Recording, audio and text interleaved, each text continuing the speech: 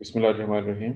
अल्हम्दुलिल्लाह वकफ़ा बिल्लाहि वकील। हमारा टॉपिक है जी आज क्रोमोसोमल एब्रेशंस पार्ट 2 इसलिए कि इसके दो हिस्से हैं क्रोमोसोमल एब्रेशंस के। ज़्यादा बेहतर जो लफ्ज़ हैं उसके लिए changes in number of chromosome जिसको हम पढ़ चुके हुए, और दूसरा हिस्सा है changes in structure of chromosome जिसको अब हम पढ़ने लगे हैं।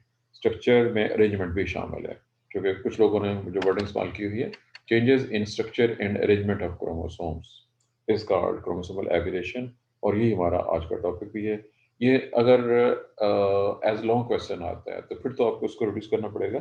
मसलन मेरे सामने इस वक्त जो किताबें पड़ी हुई हैं 1 2 3 4 5 6 7 पेजेस एक बुक में दिए हुए हैं। 1 2 3 4 5 6 7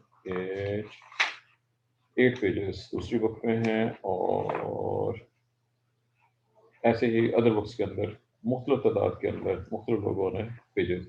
अब सोचें कि एक क्वेश्चन जो बुक ने 7 पेजेस पे दिया हुआ हो, उसको अगर आपको एज ए लॉन्ग क्वेश्चन लिखना पड़े आधे घंटे में, बुक के 7 पेजेस का मतलब है जब आप अपने हाथ से लिखेंगे वो 21 पेजेस बन जाएंगे तकरीबन।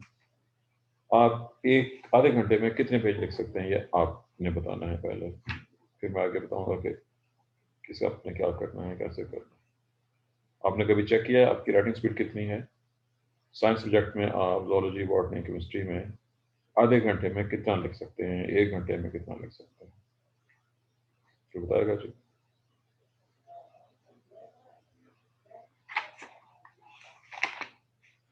कोई जॉब नहीं आ रहा जी किसी से भी? सर अगर आता हो जी तो सर शायद लिख लें, आधे क्योंकि घंटे। हम सर जो याद करते हैं उसे हमने समराइज करके लिखना है। हाँ जी, मैं वही वर्ड कह टू रहा वर्ड तो हूँ। हम नहीं लिख पाएंगे। हाँ जी, वही इसको समराइज करना है कि आपने वहाँ बैठे बिठाए, अगर आपने पहले से नहीं किया हुआ, चूँकि जो बहुत अच्छे बच्चे होते हैं, और बहुत अच्छे बच्चे सिर्फ क्लास में 3-4 होते हैं।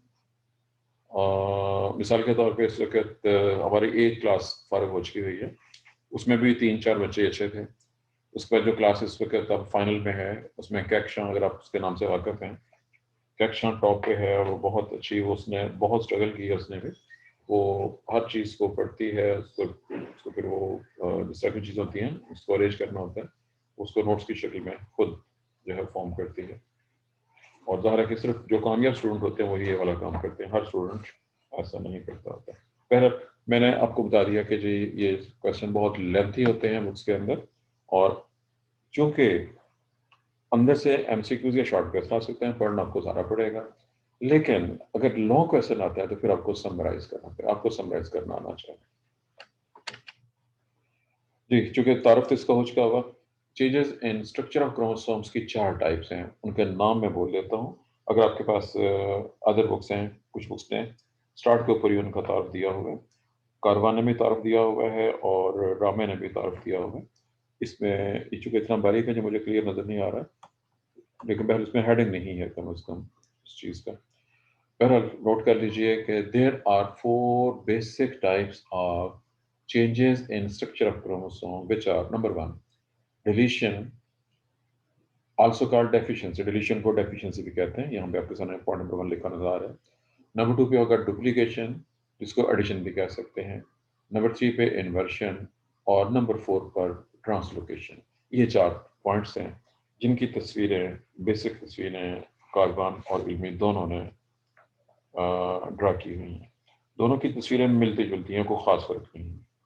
दोनों की पिक्चर्स मिलती जुलती हैं, दोनों में कोई बहुत ज़्यादा डिफरेंस मौजूद नहीं है। एक ने उसको 1 2 3 4 लिख दिया, एक ने ABC के नाम से लिख दिया। अब मुझे इसका पेज लिखना पड़ेगा जी, इसने आगे तस्वीर दी है कि नहीं दी है। मेरे ख्याल में चूँकि आपने सिर्फ 3 पेज भेजे हैं जी, इन पेजेस में ये एक तस्वीर है वो नहीं है। सर इसके मैं जी 128 पेज है। अब दोबारा बताइए क्या कह रहे हैं? ये जो तस्वीर मेरे सामने से आपको सर नजर आ रही होगी, 128 पेज है एक मिनट इसके। इसको देखिए जी, ये 129 पेज। ये किसी को पता हो, ये मेरे ख्याल पे ये कारवान की है जी, इट इज पॉसिबिलिटी कारवान, ये भी कारवान होगी। इल्मी सर। इल्मी की है, चलो यस सर। ये बहुत बाद में आनी चाहिए भी है ना। इसमें ये असल में तरतीब चीज़ों की ख़राब हो गई है, कोई तरतीब नहीं है इसमें। तो पीडीएफ में हो तो फाइल सारी तरतीब से आती है, ये सब बेतरतीब। जी बिल्कुल, ये तो सही है। चलो, यहाँ पे जो मैं कह रहा था वो ये मिल गया है। ये मेरे हिसाब से तो ये चूँकि बढ़त नहीं जा रहा, 1 to 3 लिखा हुआ है इसमें।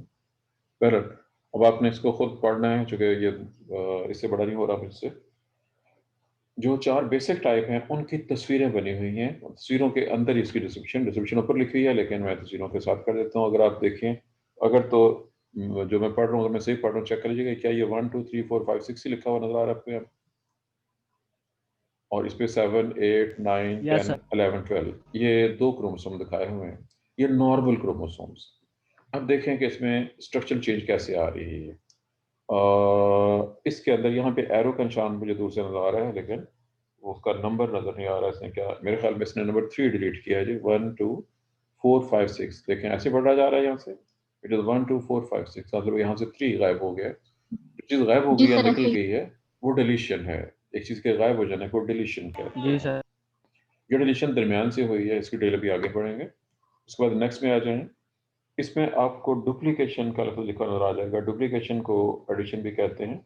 इसमें 1 2 3 3 4 5 6 इसमें 3 ऐड हो गया। एक में से निकला था और इसमें एक जीन या एक पार्ट दोबारा ऐड हो गया, चुनांचे ये डुप्लीकेशन है। नेक्स्ट, इसके कलर के डिफरेंस से आपको क्लियर होगा। यहाँ पे 7 8 लिखा नज़र आ रहा है, और जो 1 2 है वो यहाँ पे चला गया। इस क्रोमोसोम में से 1 2 सेगमेंट निकले, उसमें चले गए, उसमें से 7 8 निकले और यहाँ पे अटैच हो गए। ये रेसिप्रोकल ट्रांसलोकेशन है। अगर खाली एक दिखाई जाए, वो भी दिखाई जा सकती है कि सिर्फ एक क्रोमोसोम से निकाल के दूसरे में ऐड कर दें तो वो जस्ट ट्रांसलोकेशन होगी। और आखिरी डायग्राम ये इन्वर्शन की है। इसमें चीज़ों की तरतीब पे गौर करना है आपने। इसमें तरतीब है आपको 1 4 3 2 5 6 2 3 4 वाला सेगमेंट टूट के उल्टी साइड पे जब लग गया है, चुनांचे तरतीब चेंज हो गई है। बहरहाल ये तारफ था, और तारफ के साथ एक एक उसकी डायग्राम भी थी। और अब हम जा रहे हैं इसकी डिटेल्स की तरफ। डेफिशिएंसी और डिलीशन। जैसे कि आपने डायग्राम में देखा, अगर क्रोमोसोम का एक पार्ट टूट जाए, गायब हो जाए, मिस हो जाए, तो वो डेफिशिएंसी या डिलीशन कहलाती है। अब इस डेफिनेशन डिलीशन के लिए इस डायग्राम में सिर्फ जो यहाँ दिखाया था, इसकी डायग्राम ये ज़रा छोटी थी। और अगर आपके पास किसी के पास ड्रामे है, ड्रामे ने डायग्राम ज़्यादा बड़ी बनाई है, लेकिन उसमें उसने 3 4 चीज़ें गलत कर दी हैं। इसलिए अगर आप ड्रामे की डायग्राम यूज़ कर रहे हैं तो उसकी करेक्शन कर लीजिए। अगर किसी के पास ड्रामे की बुक है, उसमें बहुत सी मिस्टेक है डायग्राम के अंदर, उन डायग्राम की करेक्शन खासा मुश्किल काम है। मैं सिर्फ 2 3 पॉइंट बता देता हूँ। जहाँ पे उसने उसने पहली बात है कि उसको लेबल नहीं किया हुआ। डायग्राम लेबलिंग के बगैर यूजलेस होती है। अगर डायग्राम में लेबलिंग मौजूद ना हो तो वो डायग्राम यूजलेस हो जाती है। आपने अगर एक जगह पे एक भैंस बना दी है और साथ कुछ भी नहीं लिखा, तो समझे आपने कुछ नहीं बनाया हुआ। क्योंकि अगर वो लेबल नहीं है, कोई इसको कुत्ता लिख दे तो फिर आप क्या कर देंगे? आपने भैंस बनाई हो और नाम ना लिखा हो, और कोई इसके ऊपर कुत्ता लिख दे तो फिर आप क्या करेंगे? यही काम यहाँ पे है।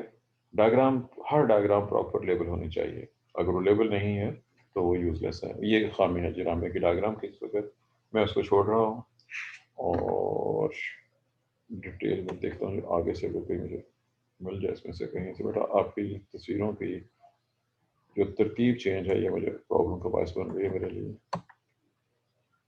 चलें, बहरहाल इस डायग्राम की बहुत आगे चले गए हैं। यही वजह है कि लेक्चर अगर ऑन ग्राउंड हो तो वो क्लियर होते हैं। मैं इसका क्या हल करूँ? मैं इसको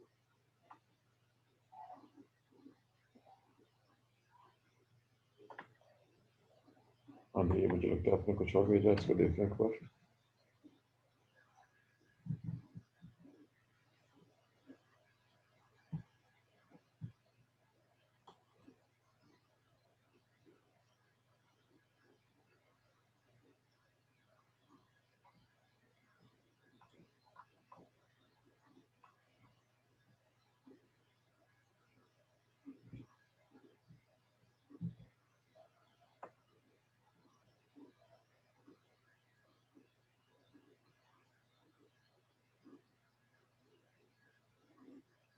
ये तो बहुत मुश्किल है जी, इसमें से ढूंढना।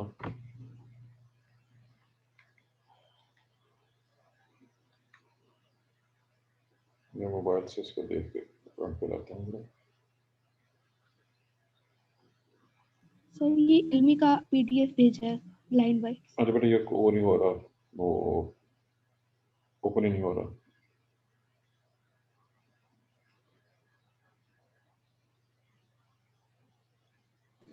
सर आप मुझे टॉपिक बता दें, मैं उसकी आपको डायग्राम भेज देती हूँ सेपरेट। अब किसकी कर रही हैं? नहीं सर मेरे पास कह रही हूँ कि जो वो टॉपिक। नहीं, वो डायग्राम मौजूद है मेरे पे। मैं वो ढूंढ रहा हूँ, तो यहाँ पे है। चूँकि मैं डायग्राम खुद नहीं भेजता, मैं स्टूडेंट से कहता हूँ कि भेजें। मैं खुद करूँ तो मुझे बहुत ज़्यादा टाइम खर्च होता है मेरा, पहले सीन बनाने में, प्रेजेंट करने में, और मेरा कैमरा ज़रा माठे वाला है और तस्वीर जैसी नहीं बनती। मैं जहाँ बैठ के कर रहा होता हूँ तो वहाँ पे वो लाइट की अरेंजमेंट ऐसी है कि मुझे ये तस्वीर बनाना अच्छा अच्छी तस्वीर बनती नहीं है उससे। ये इसका लिए जब फौरी तौर पे कोई रामे वाला एक पेज है, रामे का पेज नंबर 125 है, भेज दें ताकि मैं इसको करेक्शन करा दूँ। किसी को अगर रामे है तो इसमें करेक्शन होने वाली है, वो करेक्शन मैं करा दूँ थोड़ी सी। सब मेरे पास है रामे, मैं करूँ सर? पेज नंबर 125 सिर्फ एक पेज की डायग्राम भेज दें ताकि इसके करेक्शन हो जाए, वो जिनके पास रामे है, ताकि वो मिस्टेक से बेचारे बच जाएं।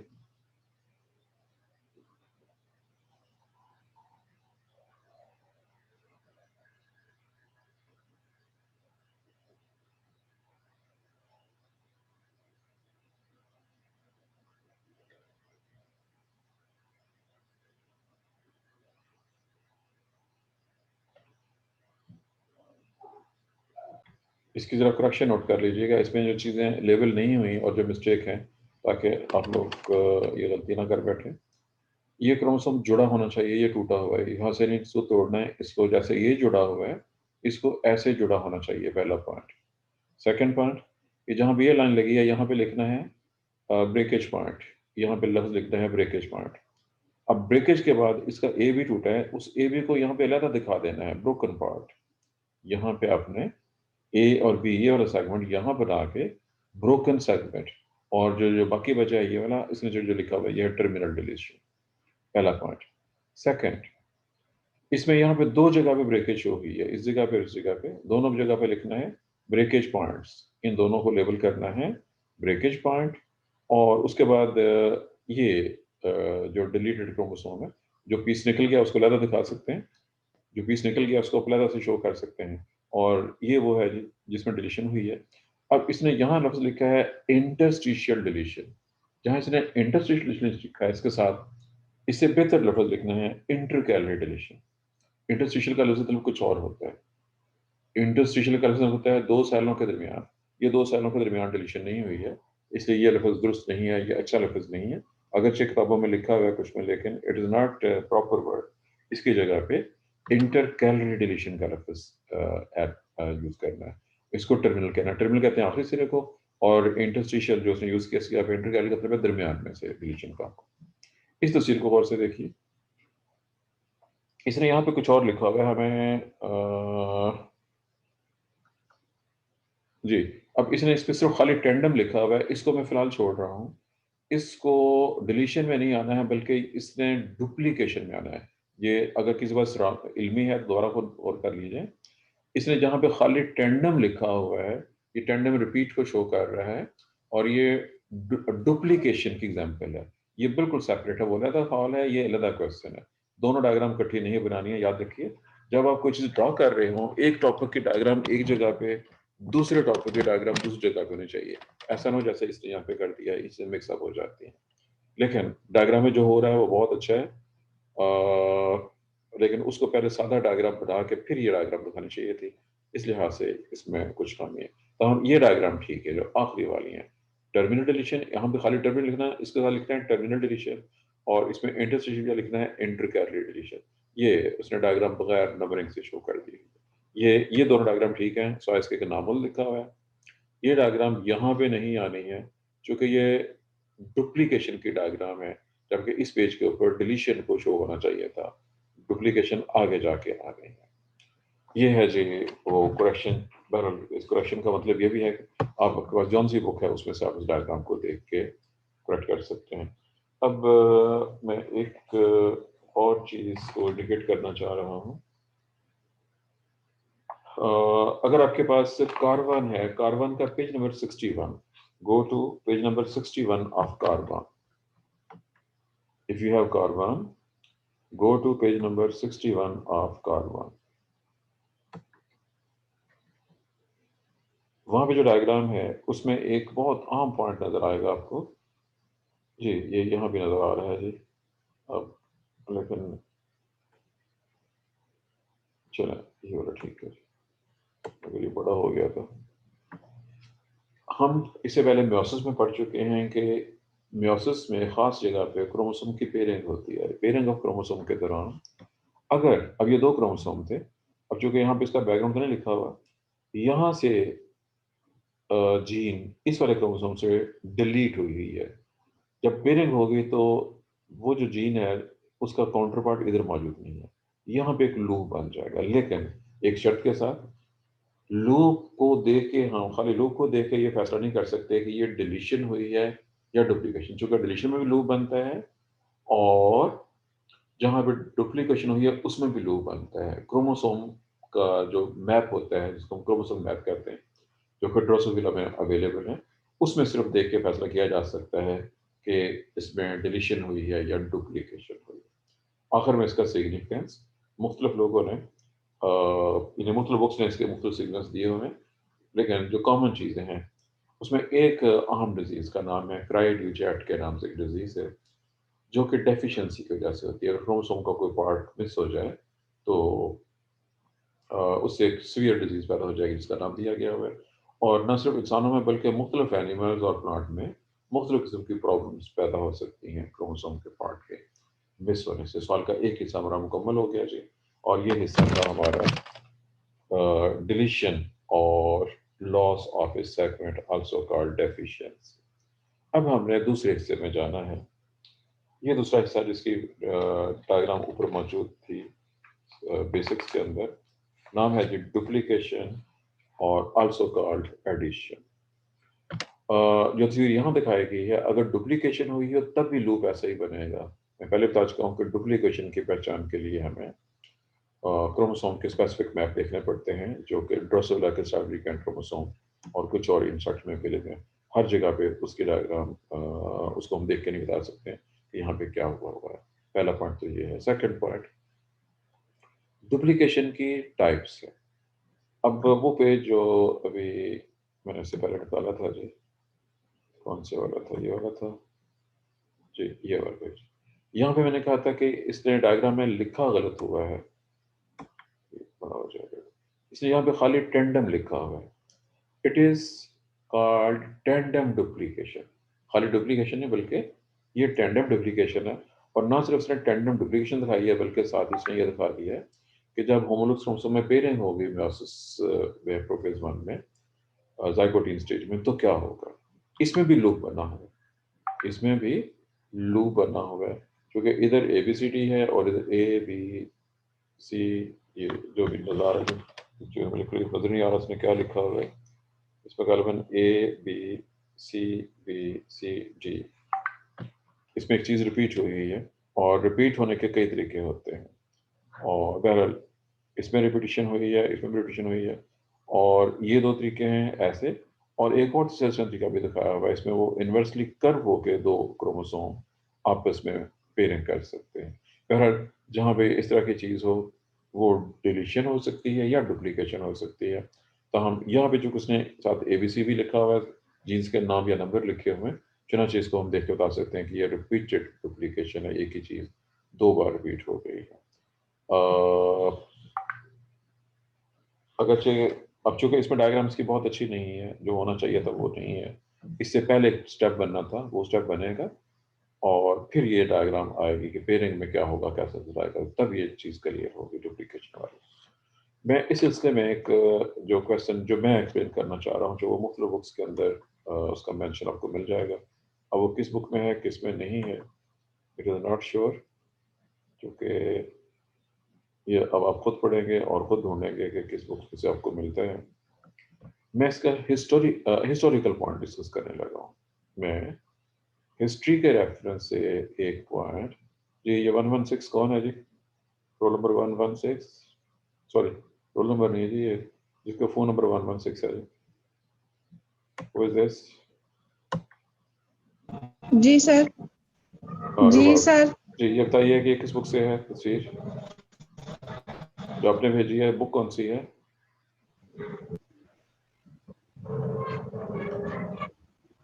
सर मैंने तो नहीं भेजी।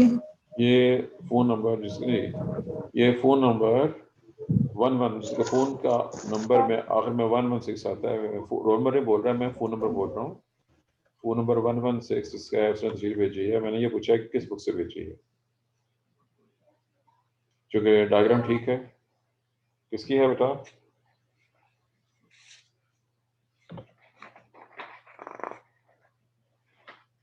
जी बहरहाल चलें, स्टूडेंट जॉब ने दिया है जी। चलें बहरहाल और कीजिए इस पे, इससे अगर बड़ा हो गया हो गया। सर ये मैंने भी जी हीरा ने भेजी है, ठीक है जी। इस पे गौर कीजिए। टाइप्स ऑफ डुप्लीकेशन, इसको पहले आपने सिर्फ पढ़ना है, फिर देखते हैं क्या है। A B C D E D E, इसमें डी ई रिपीट हुआ है, ये डी ई था और एक बार फिर डी आ गया, 2 बार डी ई आ गया है। एक चीज रिपीट हुई है तो इसको, और ये डी ई के आगे फिर डी ई है, चलो अच्छी, इसका नाम है टेंडम रिपीट। एक चीज जिस तरतीब से उसी तरतीब से रिपीट हो रही है। अब फिर दोबारा देखिए, A B C D E D हैं दोनों चीजें, लेकिन उल्टी तरतीब से हैं। इसका नाम रिवर्स टेंडम है, दिस इज रिवर्स टेंडम। तीसरा भी है, इसमें देख तो ये वाली चीज, A D E B C D ई।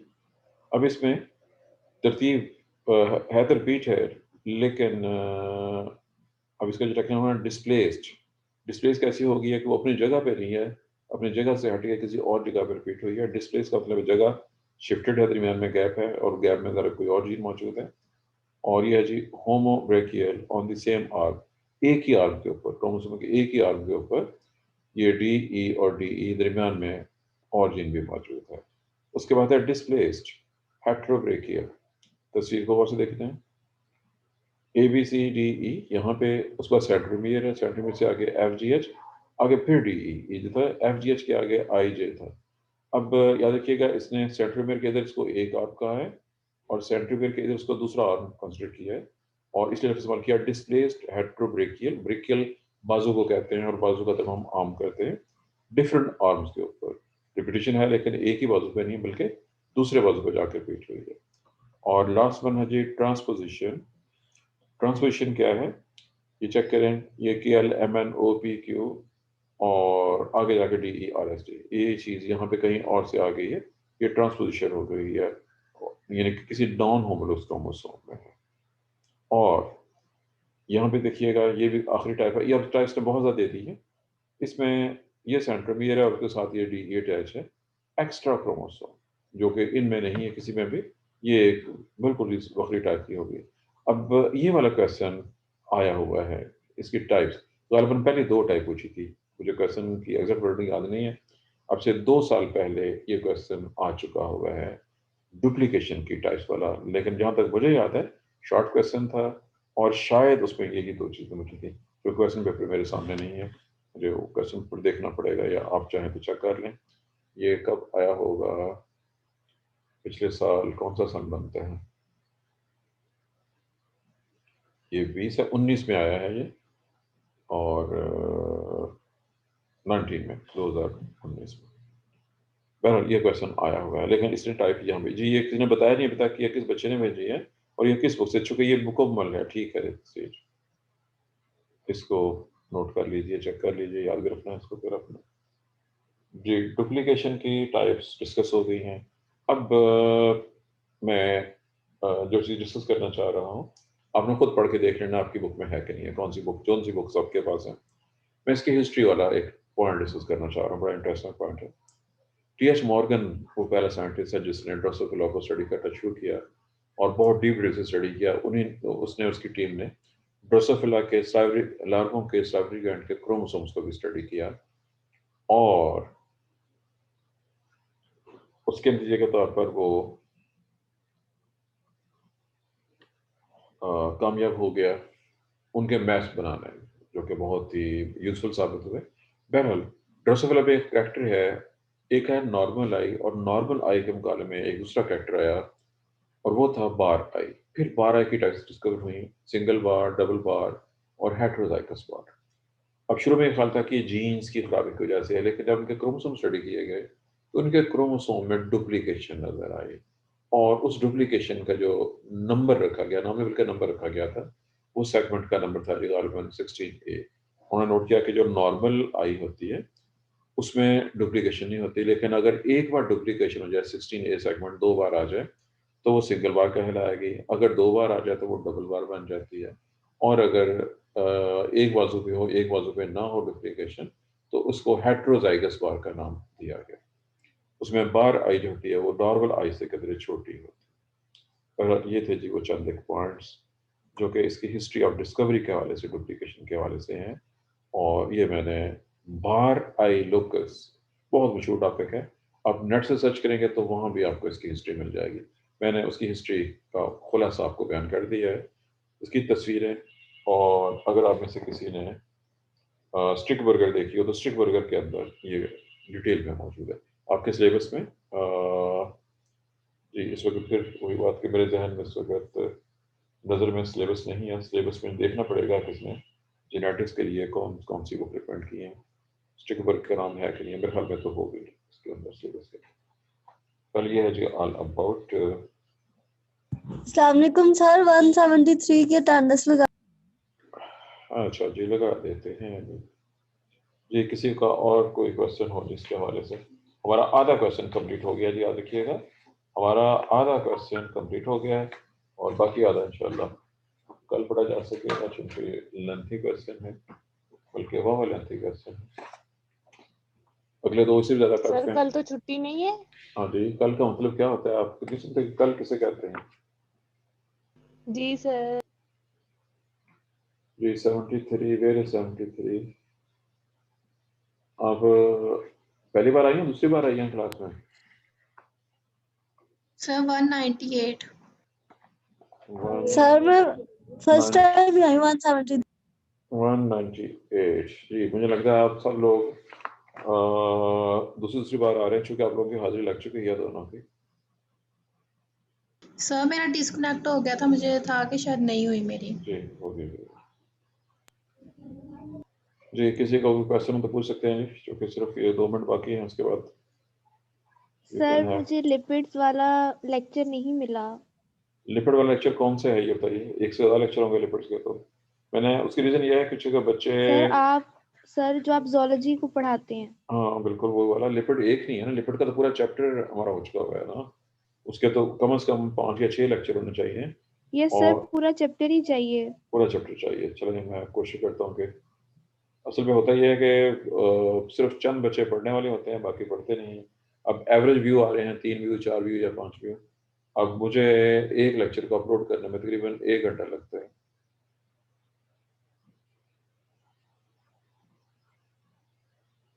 और ज़्यादा जब मैं लेक्चर अपलोड कर रहा हूँ तो मैं और कुछ नहीं कर सकता। ये होता है कि एक हाथ में किताब सब देख रहा होता हूँ और एक हाथ से मैं उसको चेक कर रहा होता हूँ कि अब क्या करना है, क्या करना है।